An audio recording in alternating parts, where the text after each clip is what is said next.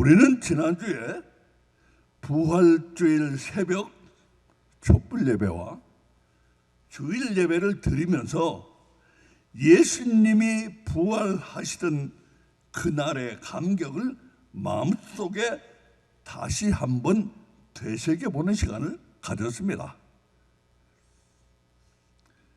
그런데 아무리 예수님이 부활하셨다고 귀에 못이 박히게 들려줘도 마음 깊은 곳에서부터 그 부활의 메시지가 받아들여지지 못하고 튕겨져 나오는 사람들이 있다는 사실을 우리는 잘 알고 있습니다.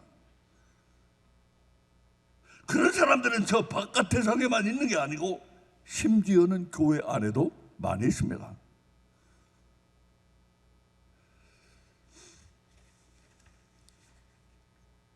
부활을 진정 마음으로부터 믿지 못하는 사람들 중에 우리는 지난주에 이 사람들 얘기를 했습니다. 사도 바울이 처음 그리스로 건너가서 예수님의 부활을 전했을 때 부활의 메시지를 처음 들은 사람들이 어떻게 했습니까? 이렇게 했습니다. 저희가 죽은 자의 부활을 듣고 혹은 기롱도 하고 혹은 이 일에 대하여 내 말을 다시 듣겠다 하니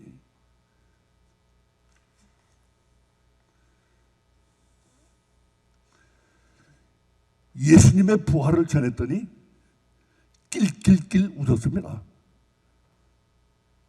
아이고 배 아파. 당신 되게 웃기는구만. 여기 이 기롱이라는 게 바로 그런 뜻입니다. 이 기롱.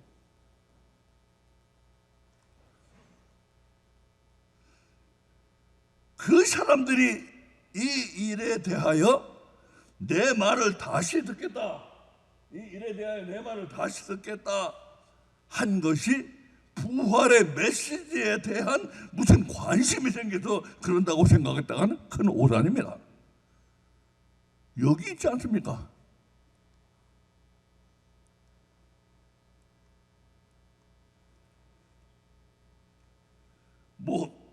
모든 아덴 사람과 거기서 나그네 된 외국인들이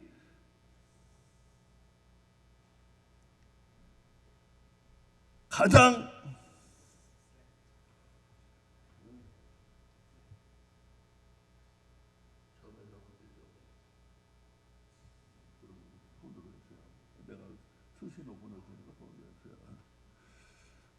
처음에 조금 조작이 잘못돼가지고 잘 넘어가질 않아요 지금. 그리고 제 맘대로 넘어가고. 그래서 엔지니어가 계속 해야 돼요. 다른 사람이 오면 항상 문제가 생겨요.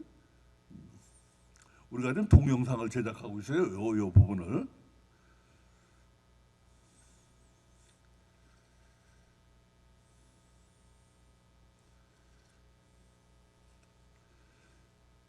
모든 아덴 사람과 거기서 나그네 된 외국인들이 가장 새로 되는 것을 말하고 듣는 이외에 달리는 시간을 쓰지 않음이더라. 아덴, 다시 말해서 당시 아덴의 사람들. 아덴의 사람들은 일하는 건 노예들한테 다 맡겨버리고 자기들은 아고라, 시장입니다. 시장, 아고라 그러면 아고라 시장에 모여서 말하고 듣는데 온 시간을 소비했던 사람들이 아덴의 사람들입니다. 원래 말하고 듣는 것을 좋아했던 것이지 부활의 메시지에 대한 특별한 관심이 생긴 게 아니에요. 원래 말하고 듣는 걸 좋아하는 사람들이니까. 신기하고 새로 나온 진기한 거, 그런 걸 특히 좋아하는 사람들이니까 부활에 대한 진지한 관심이 아니에요 전혀. 그러니까 예수님의 부활 소식을 처음 들은 사람들은 모두 다 그런 말 같지도 않은 소리 당최 하지 말라 하면서 마음으로부터 안 믿었나요?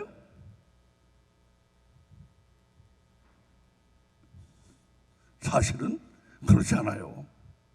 사실은 그렇지 않아요. 지난주에 여러분에게 이 구절을 보여드릴 때, 앞에 다시 앞으로 들어가세요. 이 구절을 보여드릴 때, 아니 더 앞에, 이 구절을 제가 보여드릴 때 32절 아닙니까? 그 구절을 보여드릴 때 바로 그 다음 33절, 34절은 제가 일부러 안 보여드렸어요. 지난주에 우리 부활 얘기할 때 제가 일부러 33절, 34절 안 보여드렸어요. 근데 우리 한번 봅시다. 이제 33절, 34절을. 자, 그 다음. 이에 바울이 저희 가운데 떠남에 몇 사람이 그를 친하여 믿으니 그중 아레오바고 관은 디오누시오와 다말이라 하는 여자와 또 다른 사람들도 있었더라. 놀랍지 않습니까?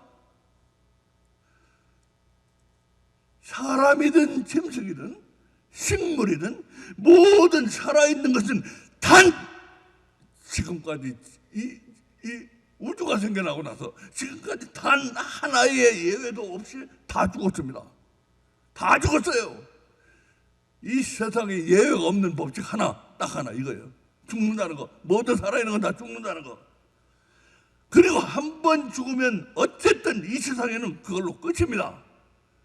저 지옥에 가는 거 그건 관두고 하여튼 간에 이 세상에는 그걸로 끝이에요. 저 한 번 죽으면. 그런데도 처음 듣고도 부활을 믿은 사람이 꽤 있었다는 것입니다. 그렇잖아요. 꽤 있었어요. 처음 부활을 듣고도. 아레오바고는 여기서 말하는 아레오바고는 아데네의 공회당을 말합니다. 그 공회당의 관원이었던 디오누시오 그리고 다말이라는 여성분. 이런 걸 보면 저는 이 생각이 나요. 에덴 동산에서 인류의 어머니 하와는 나쁜 일에 앞장을 섰지만 예수님의 부활 소식을 처음 듣고 믿는 이런 좋은 일에 앞장을 서는 여자분들은 사도 바울의 말처럼 구원의 어머니들입니다. 여자분들이 구원의 어머니 역할을 잘 많이 해왔어요. 지금까지.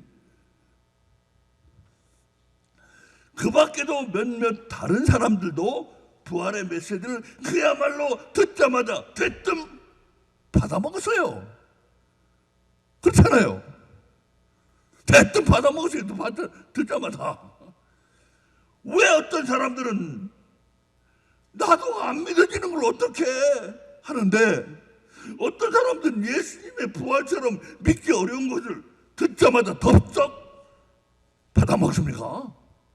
왜 어떤 사람들은 나도 안 믿어지는 걸 어떻게 하는데 왜 어떤 사람들은 덥석 받아먹느냐 말이에요.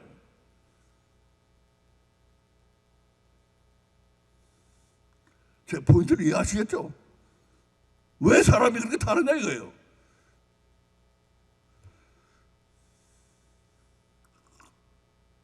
우리는 그것을 믿음의 비밀이라고 부르려고 합니다. 믿음의 비밀.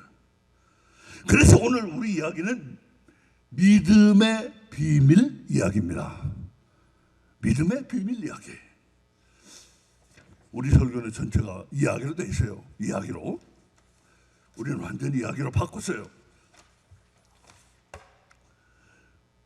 우리는 요즘 계속해서 갈릴리 촌딱 이야기를 하고 있습니다.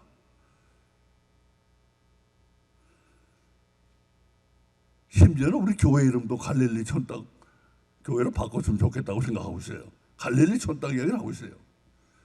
우리 갈릴리 촌딱 이야기는 이처럼 4개의 작은 이야기로 나누어져 있습니다. 갈릴리 촌딱 이야기 1부 교만 이야기, 2부 믿음 이야기, 3부 삼벌 이야기. 3가지 벌을 가리켜요. 3가지 벌, 삼벌, 3가지 벌 이야기. 4부 소망 이야기. 이렇게 4부로 되어 있어요.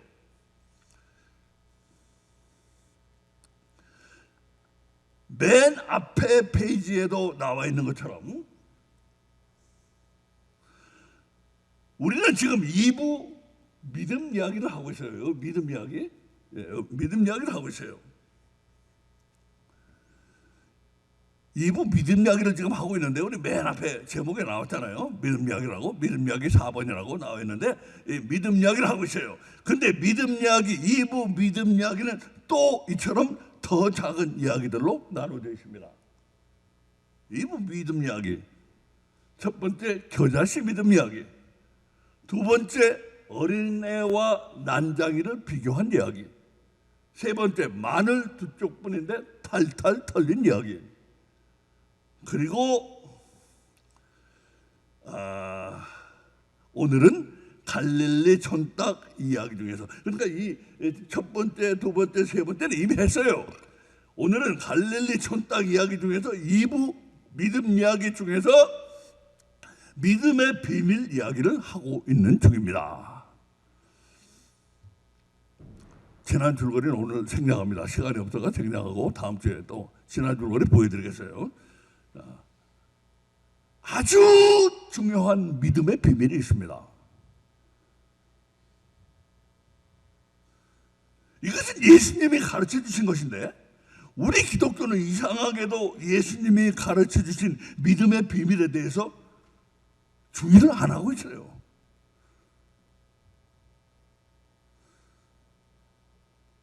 우리가 오늘 이야기하려고 하는 그 믿음의 비밀에 대해서, 그 믿음의 비밀에 대해서, 예수님이 말씀하신 그 믿음의 비밀에 대해서 이야기하는 사람들은 나는 지금까지 보거나 만나보거나 읽어본 적이 없어요.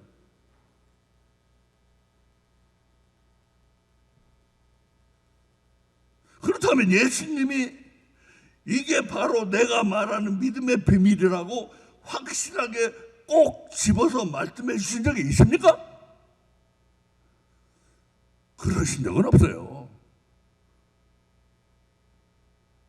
하지만 예수님이 말씀하시는 믿음의 비밀이 무엇인지는 너무나도 중요한 것이기 때문에 예수님은 그것을 가르치는데 많은 시간과 공을 들이시고 있어요. 제가 보여드립니다. 지금 이제 곧 보면 알아요. 예수님이 얼마나 공을 들이고 시간을 들이고 있으신데, 우리에게 그것이 그렇게 중요한 것이었다면 예수님은 이것이 바로 내가 말하는 그 믿음의 비밀이라고 확실하게 말씀해 주시는 게 우리를 위해 100번 1000번 낫지 않았을까요? 왜 확실하게 말씀 안 해주셨을까요? 정말 좋은 질문입니다. 정말 좋은 질문이에요. 예수님이 말씀하시는 그 중요한 믿음의 비밀로 들어가기 전에 우리가 알아야 될 또 하나 중요한 일이 바로 이것입니다. 이것부터 알아야 돼요. 예수님이 말씀하시는 믿음의 비밀이란 말로 가르쳐서 가르쳐지는 게 결코 아니라는 사실입니다. 말로 가르쳐서 가르쳐지는 게 아니에요. 원래 깊은 진리를 깨닫거나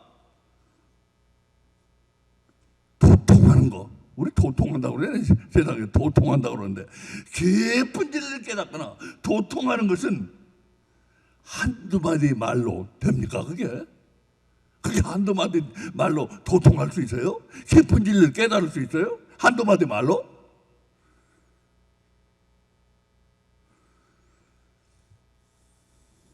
그래서 진정 깨달은 자는 말로 할 수가 없기에 말이 없어요. 진정 깨달은 자는 말이 없어요. 잘 깨닫지도 못한 사람이 말이 많지. 죄송합니다만.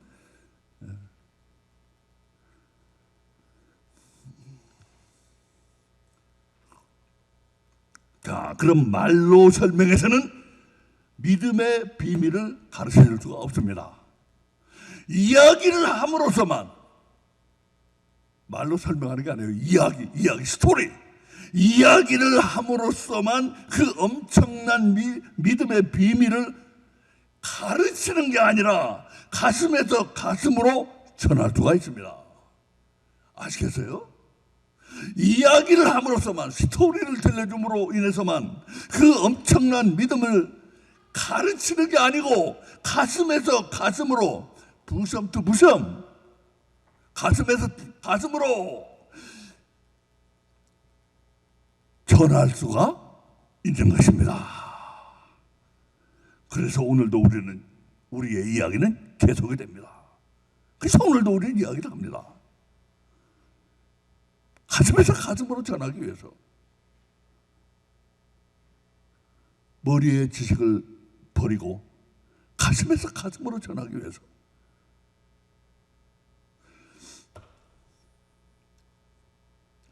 우리는 예수님은 많은 비유를 들려주신 것을 잘 알고 있어요. 그죠? 예수님 많은 비유를 들려준 거 잘 알고 있어요. 여러분이 예수님의 비유를 얼마나 알고 있는지 잠깐 제가 테스트를 좀 해보겠어요. 테스트하면 별로 안 좋아하는 분들도 있지만 저는 테스트하는 걸 좋아합니다. 좀 테스트를 해보겠어요. 성경을 덮고 종이와 펜을 꺼내십시오. 성경을 덮고 종이와 펜을 꺼내십시오. 예수님이 비유로 주신 이야기를 몇 개나 알고 있는지 제일 많이 알고 있는 사람이 1등이고 제일 적게 하는 사람은 꼴등입니다. 꼴등은 이따가 나중에 아이스크림 사야 돼요. 자, 예수님의 비유로 주신 이야기를 몇 개나 알고 있는지 써보세요. 써보세요. 지금 2분만 드립니다. 시간 2분만 드려요. 한번 써보세요. 예를 들면 우리 잘 아는 씨 뿌리는 비유같이. 자, 내가 예수님의 비유를 몇 가지나 알고 있는가? 성경은 보지 말고, 컨닝하지 말고, 손민경자매 컨닝하지 말고. 컨닝 안 해? 그래? 그래. 미안해. 자, 우리 2분만 드립니다. 시간 56분이네. 2분. 앞으로 2분, 58분까지. 비유를 몇 가지나 알고 있는지 한번 써보세요.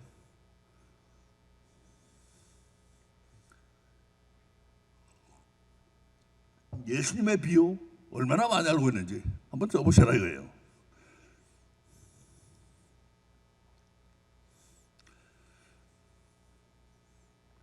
(57분) (58분까지)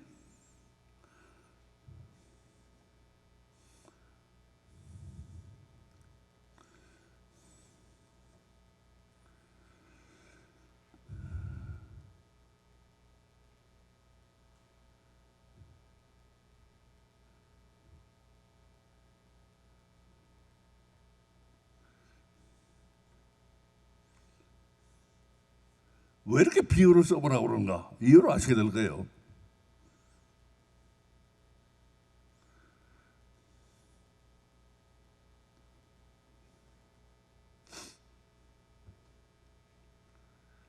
이제 58분 들어가세요.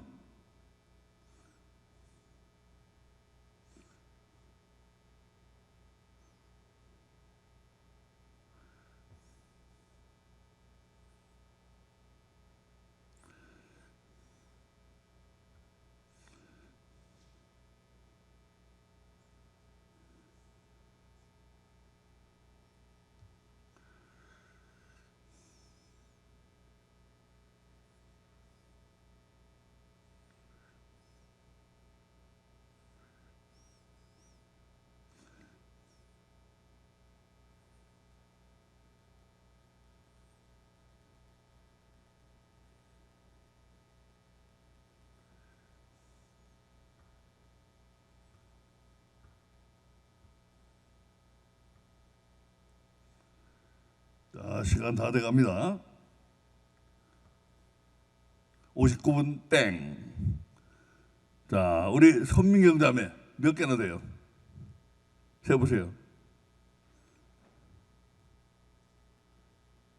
꽤 많네. 예? 몇 개? 예? 10개? 10개? 10개는 다 맞는 거예요? 자신 있어요? 잘 모르겠어요? 예, 10개. 10개보다 많은 분 흔들어 보세요. 몇 개? 예? 몇 개? 15개? 20? 20개나 됐어? 다 맞았는지는 모르지만 다 맞았다고 박수 좀 쳐줍시다 우리.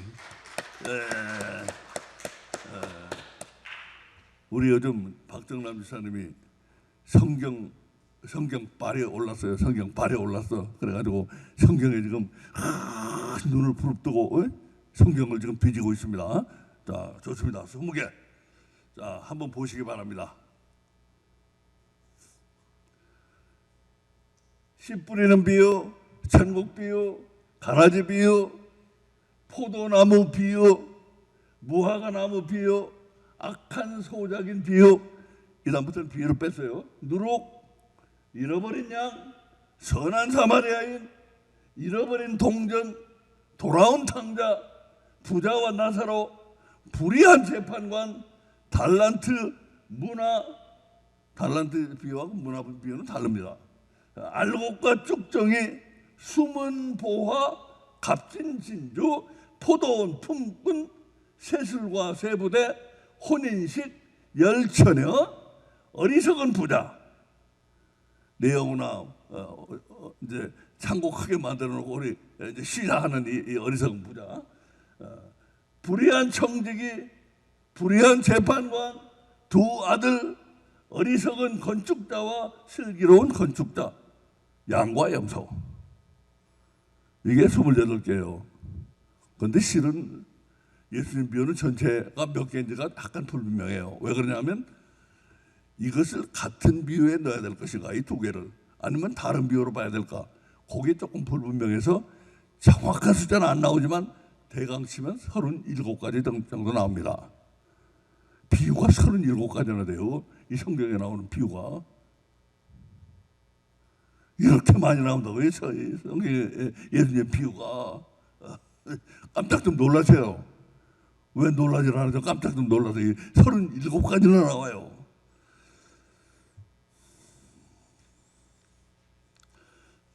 자, 그런데 이 비유란 말을 헬라어 원어, 파라볼레이라고 그러는데, 우리 원어가 뭐냐 이런 건 중요하지 않으니까 우리한테는. 자, 헬라어 원어를 기준으로 할 때 신약 성경에는 비유란 말이 모두 50번 나옵니다. 50번 나와요.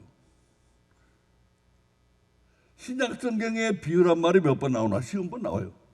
그중 예수님의 비유가 모두 몇 번인가? 이 비유란 말이 예수님의 비유로 가리키는 경우가 몇 번인가? 무려 48번이에요. 완전히 모노폴리예요. 모노폴리. 예수님 완전히 독점이에요. 비유는. 신약성경 통틀어서 50번 나오는데 히브리서에 2번 나옵니다. 그 나머지는 나오지 않아요. 이 복음서에만 48번 나오는데 다 예수님의 비유로 가리키는 말로 쓰이고 있어요. 이렇게 비유가, 다시 말하면 비유하면 예수님 하면 비유예요.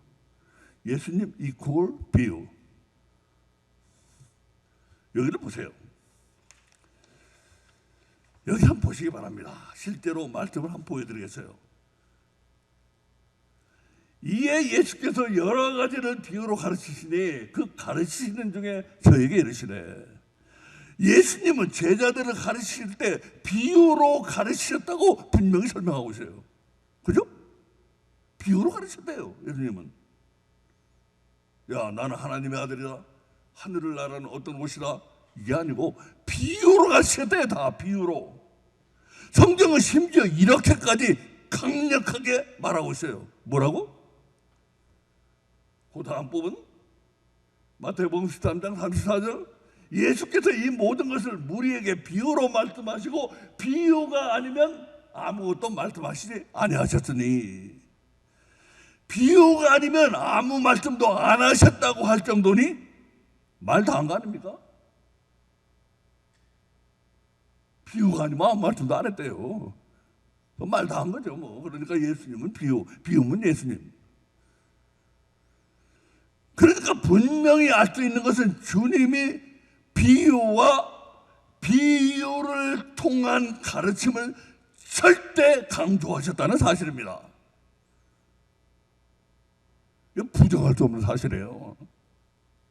우리 기독교인들은 예수님이 비유를 많이 하셨고 강조하셨다는 것은 다 알고 있어요. 그런데 비유를 통한 가르침을 예수님이 왜 그렇게도 중요하게 여기셨는지 그것에 대해서는 분명히 아는 사람이 별로 없어요. 별로 말하는 사람들은 못 들어봤어요. 왜 예수님이 그렇게 비유를 많이 하셨을까?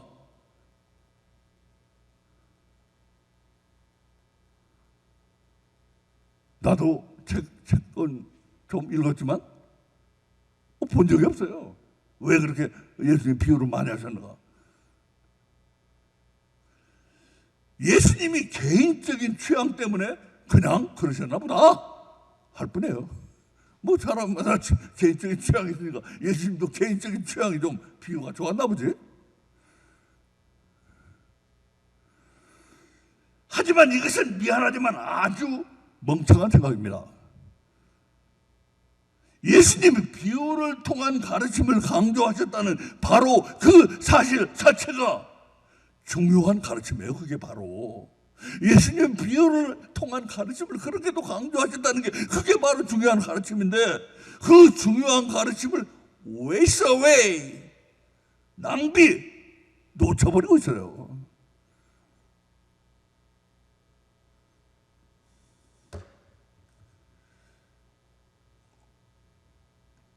예수님은 왜 그렇게도 비유를 통한 가르침을 강조하셨을까요?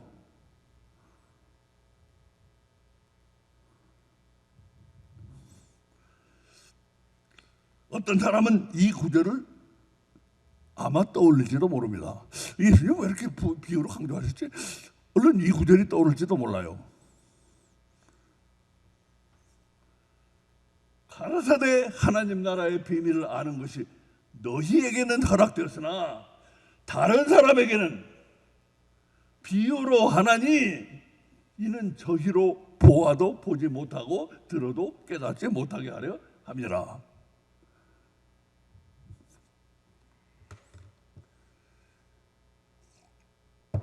예수님이 왜 그렇게 비유를 많이 하셨을까? 그렇게 중요하게 생각하셨을까? 왜 그렇게 비유를 많이 베푸셨을까? 이 구절 생각한 사람이 있을 거예요. 여기서 너희는 예수님의 제자들입니다. 제자들이 예수님의 제자들. 그러니까 예수님의 제자들은 하나님 나라의 비밀을 아는 것이 허락되었다. 예수님 말씀이죠? 여기서 말하는 저희는 다른 사람들이에요. 다른 사람들. 예수님의 제자가 아닌 다른 사람들. 그러니까 그 사람들은 하나님 나라의 비밀을 봐도 못 보고 들어도 깨닫지 못하게 하기 위해서 하나님이 비유를 사용해서 말씀하신다는 그런 뜻인 것 같죠? 그렇잖아요. 여기만 보면. 근데 그게 맞을까요? 흔히 그렇게 알고 있어요. 흔히. 그렇다면 비유로 말씀하셔도 제자들은 알아듣는다고 봐야 하지 않겠어요? 그죠? 이렇게 얘기를 한다면 제자들은 그러니까 알아들으니까 제자들은 알아듣고 제자들은 그러니까 알아듣는다는 얘기구나. 여기서 어떤 사람은 물어볼 수 있을 것입니다. 그러니까 바로 이게 그런 말이었구나. 오늘 두 번째 절입니다. 오늘 두 번째 절이에요.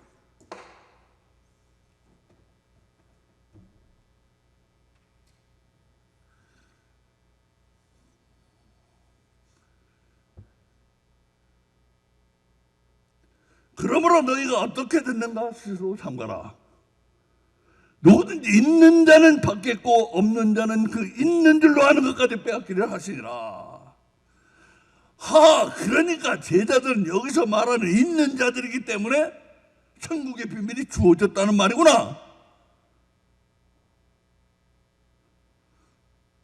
한편 제자들이 아닌 사람들은 있는 것까지 다 빼앗겨버리고 그렇다면 있는 자들에게 있다는 그게 정확히 무엇이죠? 있는 자들에게 있다는 그게 정확히 뭐예요, 그게? 뭐 귀? 귀? 제자들만 귀가 있어?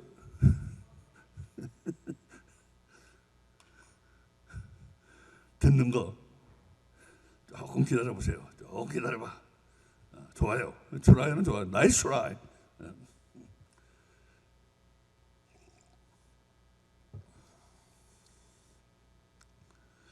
그렇다면 있는 자들에게 있다는 그게 정확히 무엇인가? 또 없는 자들은 아무것도 없는데 무엇을 더 빼앗긴다는 말이지? 그렇잖아. 그건 뭐예요? 귀를 빼앗겨?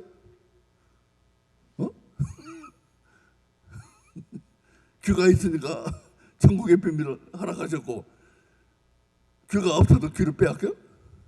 그것도 조금 이상하잖아요. 네. 여기서 많은 사람들은 있고 없는 것이 무엇인가? 믿음이라고 생각해요. 믿음.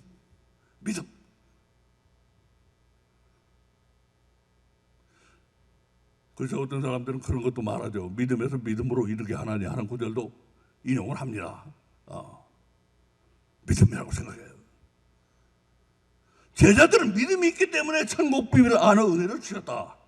저희들은 믿음이 없기 때문에 정확히 무언지는 분명하지 않지만 천국 비밀은커녕 있는 것까지 빼앗긴다. 근데 있는 것까지 빼앗긴다. 있는 것이라는 게 정확히 뭔지 그건 잘 설명을 못 하더라고요.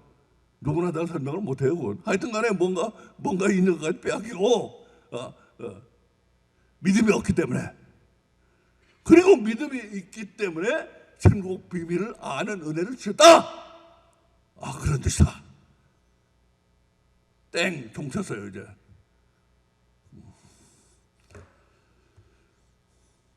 여러분은 지금 말한 이런 생각이 맞는다고 생각하십니까?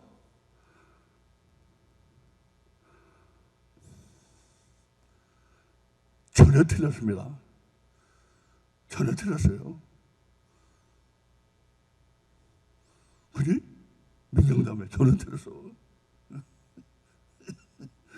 여기를 보세요.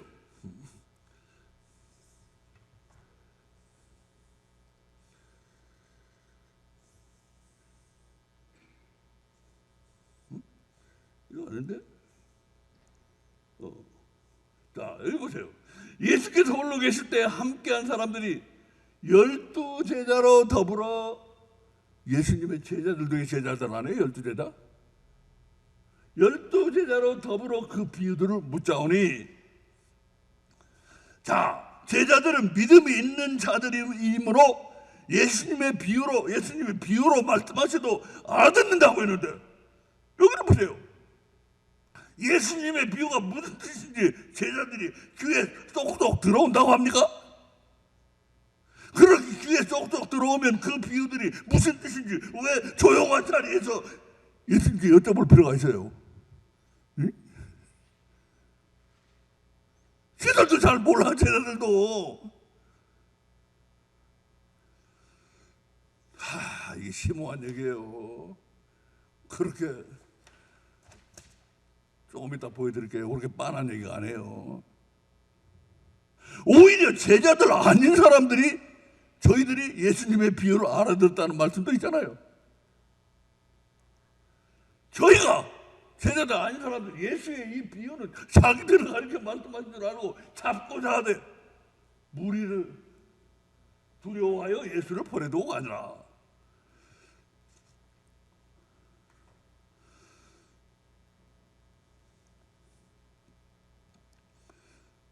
예수님이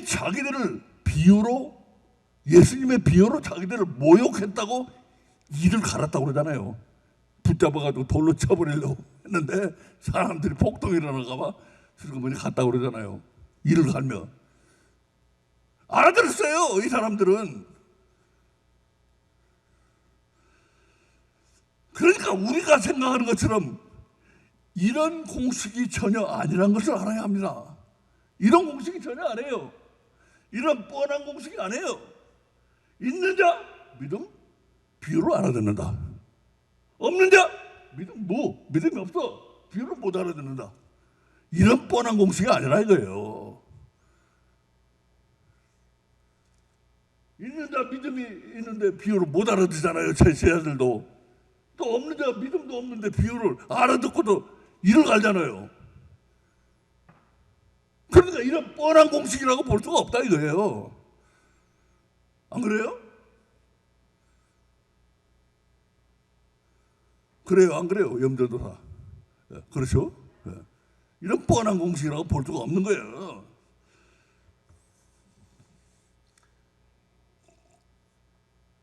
이런 뻔한 공식이 아니고 바로 뭐예요? 믿음의 비밀이에요. 믿음의 비밀. 여기 바로 믿음의 비밀이 개입되어 있어요. 이런 뻔한 공식이 아니고. 아니 뻔할 뻔자를 누가 비밀이라고 합니까? 뻔할 뻔자. 그거 뭐 누가 비밀이라고 그래요? 그런 거 보고? 그건 아니고 뭔가 비밀이 여기 들어있어요. 믿음의 비밀이. 자, 그럼 지금부터 믿음의 비밀이 가만히 나타나 보이는, 얼마 안 남으세요. 믿음의 비밀이 잘 보면은 가만히 나타나 보이는 이야기를 하나 말씀드리겠어요. 그리고 끝납니다. 정리하는 거 다음 주에 또 좀 정리를 해야 될 것 같고, 믿음의 비밀이 가만히 나타나 보여요. 잘 들여다보면. 그런 이야기를 제가 하나 들려드리겠어요. 바로 이 이야기입니다. 이 이야기. 요한복음 6장입니다. 나는 하늘로서 내려온 산떡이니 사람이 이 떡을 먹으면 영생하리라. 나의 줄 떡은 곧 세상의 생명을 위한 내 살이로라 하시니라. 이러므로 유대인들이 서로 다투어 가로되 이 사람이 어찌 능히 제사를 우리에게 주어 먹게 하겠느냐. 예수께서 이르시되 내가 진실로 너희에게 이르노니 인자의 살을 먹지 아니하고 인자의 피를 마시지 아니하면 너희 속에 생명이 없느니라.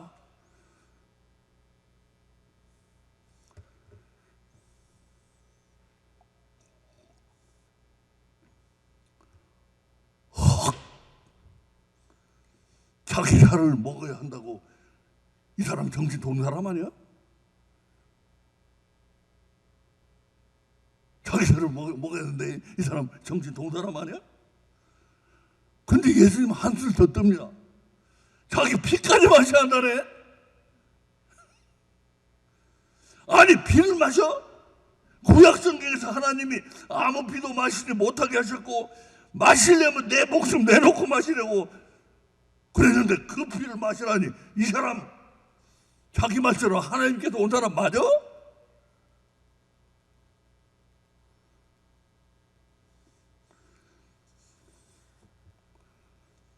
이게 바로 유대인들의 반응입니다. 저도 그들의 문제가 무엇이었을까요? 이게 우리의 핵심이에요. 그들의 문제가 무엇이냐? 이런 사람들의 문제를 짧은 말로 잘 설명해 주고 있는 책이 있어요. 우리 이제 염전도사를 제가 신학 교육을 시키려고 ISB를 다운로드 하라고 그랬는데 International Standard Bible Encyclopedia, 성경 백과사전이에요. 성경 백과사전이 여러 종류가 있는데 그 중에서 좀 괜찮은 겁니다. ISB 거기에 짧은 한마디 말로 잘 설명해, 두 마디 말로 설명이 되어 있어요. 이 사람들의 문제가 뭔가 한번 보세요. 제가 번역해 왔어요. 비유란 패러블, 비유란 지어낸 이야기지만 상세한 점에서 실제로 일어났을 수도 있는 이야기다. 예수님 위에 많이 일어났을 수 있는 그런 얘기들이에요. 이런 이야기의 목적은 높은 영적 진실을 예로서 보여주고 가르치기 위한 것이다. 자, 요겁니다. 요거예요. 요거.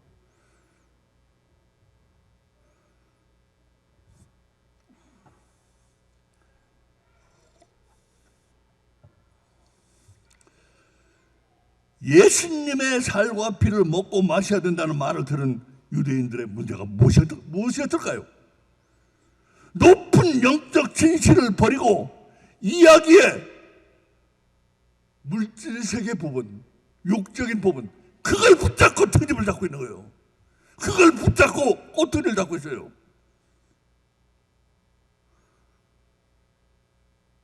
높은 영적 진실, 깊은 영적 진실은 버리고 눈에 보이는 이야기라는 것은 우리 일상생활에서 예수님이 많이 가져왔기 때문에 일상생활에 물질적인 세계 또 육적인 세계 그런 부분이 많이 들어가 있거든. 그걸 가지고 트집을 잡고 있다 이거예요. 그리고 영적 진실을 버려요. 근본적으로 이게 문제예요. 이게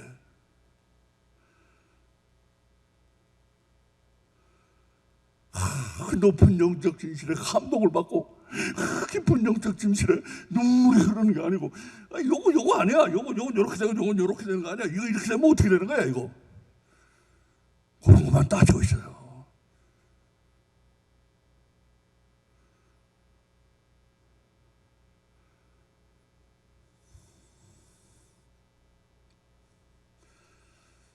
자, 이제 그렇다면 우리의 마지막 난 문제가 술술 풀리게 됩니다.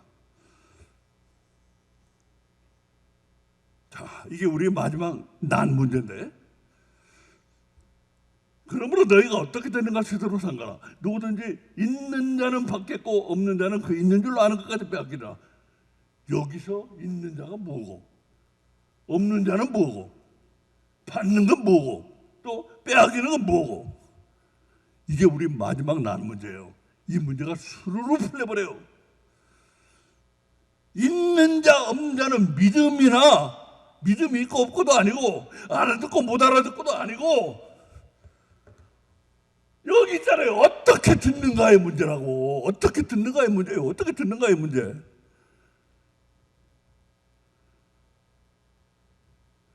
귀가 있다는 거하고도 달라요. 귀가 있다는 거 듣는다는 거하고 달라요. 단 듣는다는 거 다 잘 들어야 돼요. 아주 센시티브한 부분에 이거 어떻게 듣는가, 그 문제라고 예수님이 말씀하시잖아요. 어떻게 들어야 돼요? 어떻게 들어야 돼요? 가슴으로, 물론 가슴으로 들어야 돼요. 근데 먼저 이걸 강조해야 돼요. 나의 잘난 머리를 내려놓아야 됩니다. 나의 잘난 지식을 내려놓아야 됩니다. 그거 있으면요 계속 걸려요. 이거 이렇잖아. 이거 이렇게 되겠어? 계속 걸려요. 계속 트집 잡아요. 영적 진실, 높은 진실, 깊은 진실은 버리고 물질적인 부분, 육체적인 부분 가지고 걸려버려.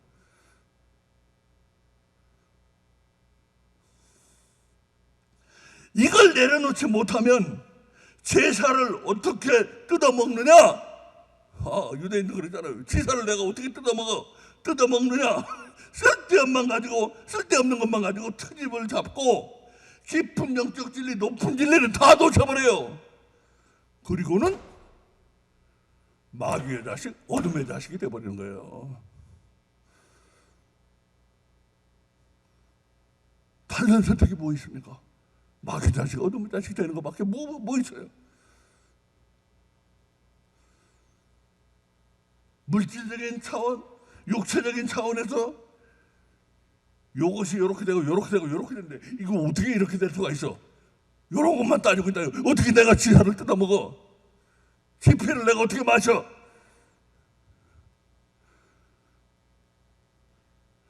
깊은 영적인 진리, 높은 영적인 진리 다 버려버리고,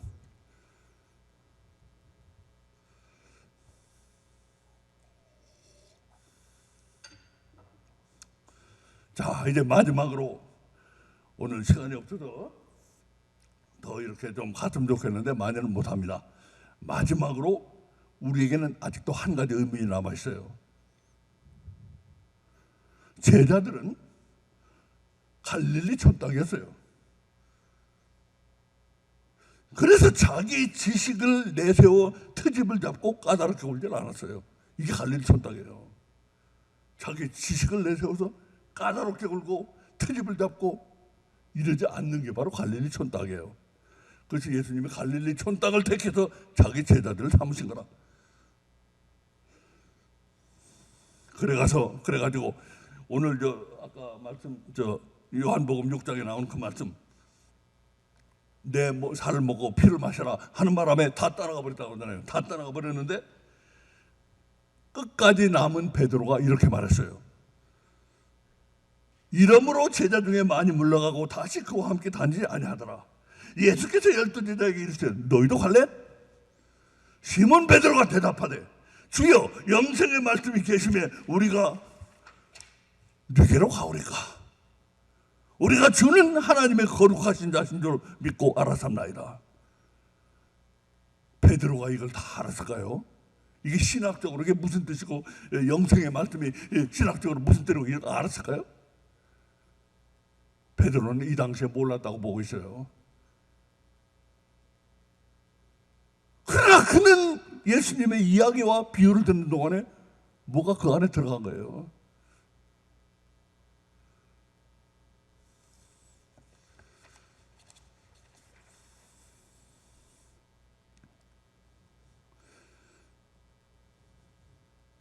자, 바로 그 점이 중요해요. 예수님은 갈릴리 촌딱에게 비유, 수많은 이야기를 들려주셨어요.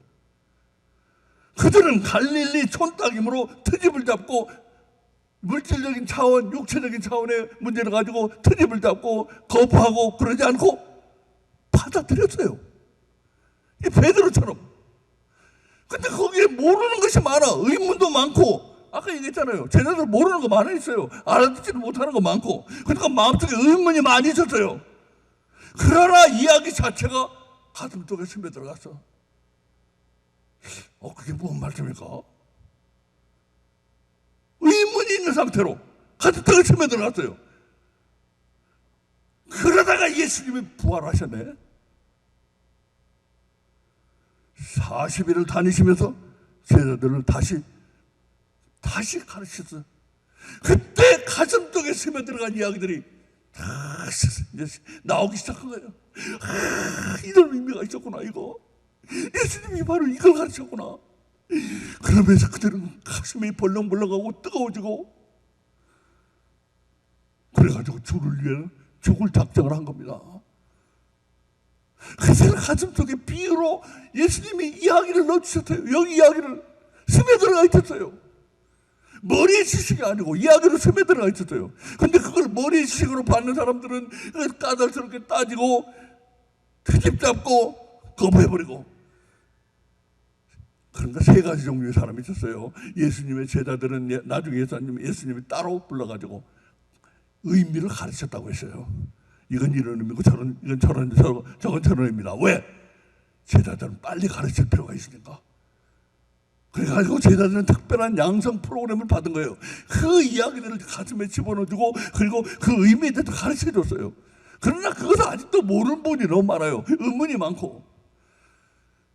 그러나 시대가 왔을 때 그들 가슴에 있던 그 이야기, 가슴에 서려 있는 그 이야기가 파워가 돼서 튀어나온 거예요. 그래서 그들은 예수님을 위해서 다 죽었잖아요. 제자들 요한 하나만 빼놓고 다 예수님을 다 죽었잖아요. 예수님을 위해서. 그리고 그 육체적인 부분, 물질적인 부분을 가지고 까탈스럽게 따지는 사람들은 예수님 거부해버리고 다 가버렸고, 세 번째 부류의 사람들이 있었어요. 그들은 갈릴리 촌딱은 촌딱이야. 그런데 예수님한테 특별한 가르침은 받은 적이 없어요. 그러나 그들 가슴 속에 이야기가 스며들어갔어. 잘 모르는 이야기, 의문도 많고 의문투성이한 이야기들이, 그래도 이야기라는 것은 우리에게 인상을 줘요. 왜? 예수님은 그래서 생생한 이야기들 아니에요. 농촌 이야기들, 삶의 이야기들, 그런 이야기들로 우리의 인상이 깊은 기억을 남긴다고요. 그래서 그들의 가슴 속에 스며들어가서, 그게 무슨 의미인지는 모르지만 그것이 때가 되면 점점 믿음으로 자라날 수 있는 그들 안에서의 바탕이 된 거라. 이게 진짜 믿음이에요. 이게 우리 오늘 오늘날 기독교는 제가 자꾸 강조하지만 하나님과의 스토리를 다 버렸잖아요. 세상에 나가보세요. 심지어 예능까지도 무슨 뭡니까 무한도전이니 무슨 요즘은 또 윤신의 윤식당 무슨 우리 결혼했어요 우결 이런 거 해가지고 스토리를 그냥 드라마 영화에다가 덧붙여가지고 모든 게 다 스토리로 가고 있잖아요. 축구는 스토리가 돼야 한다, 그런 제목을 제가 며칠 전에 봤는데 다 스토리야 우리 삶은. 근데 하나님과의 사이는 스토리를 다 잊어버리고 그렇게 하지 말고, 나 교회에서 불평 많이 들었어요. 그렇게 하지 말고 이렇게 딱딱딱 정리해서 가르쳐달라 이거예요. 딱딱 집어넣어달라 이거예요. 그게 무슨 우리를 구원하는 능력이 있어요 거기에. 그게 그런 지식이, 머리의 지식이. 그런데도 그걸 달라는 거예요. 그걸 달래.